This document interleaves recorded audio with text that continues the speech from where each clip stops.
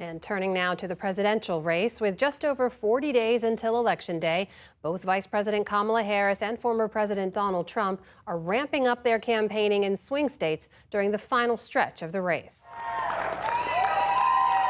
A week after a second attempt on his life, former President Donald Trump spent the afternoon in western Pennsylvania. Nobody's done for farmers what I've done. Speaking to voters about the potential threat from China to U.S. agriculture. I'm going to call up President Xi. I'm going to say you have to honor the deal you made. We made a deal. You'd buy $50 billion worth of American farm product, and I guarantee you he will buy it 100%. He will buy it.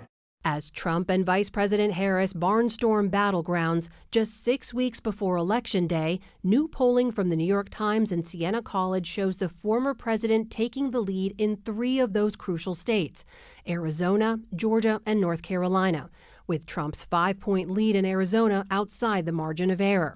While the polls may show a Trump advantage in the Sun Belt, Harris is outpacing her Republican rival when it comes to money in the bank. The vice president received a $27 million cash injection from a Wall Street fundraising event on Sunday, adding to the $361 million the campaign raised last month.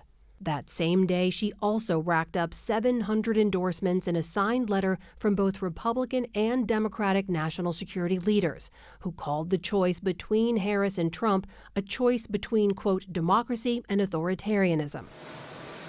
On official vice presidential business today, Harris will pick up campaigning in key swing states throughout the week with a focus on the economy. I've named it an opportunity economy, which really in short form is about what we can do more to invest in the aspirations, the ambitions, and the dreams of the American people while addressing the challenges that they face.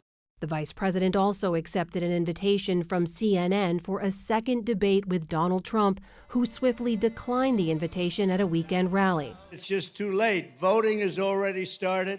And in an interview on a conservative Sunday show, Trump was candid about his plans not to run again in 2028. If you're not successful this time, do you see yourself running again in 4 years? No, I don't.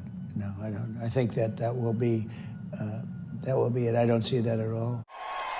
His running mate, Senator J.D. Vance, meanwhile, campaigned in North Carolina today. Thanks to Kamala Harris's policies, you've got a lot of American families and a lot of American cities that can't afford to provide basic necessities to their citizens. But all eyes are on a different Republican candidate in the Tar Heel state, gubernatorial nominee Mark Robinson. On Sunday, several of Robinson's top campaign staffers quit after a CNN report uncovered numerous inflammatory and derogatory comments that the lieutenant governor allegedly made on a porn website. The Harris campaign quickly turned out campaign ads tying Robinson directly to Donald Trump. I've gotten to know him, and he's outstanding. Donald Trump and Mark Robinson. They're both wrong for North Carolina. With early voting already underway in some states, the race remains a tight one, leaving a grueling sprint ahead for the candidates in the weeks until November.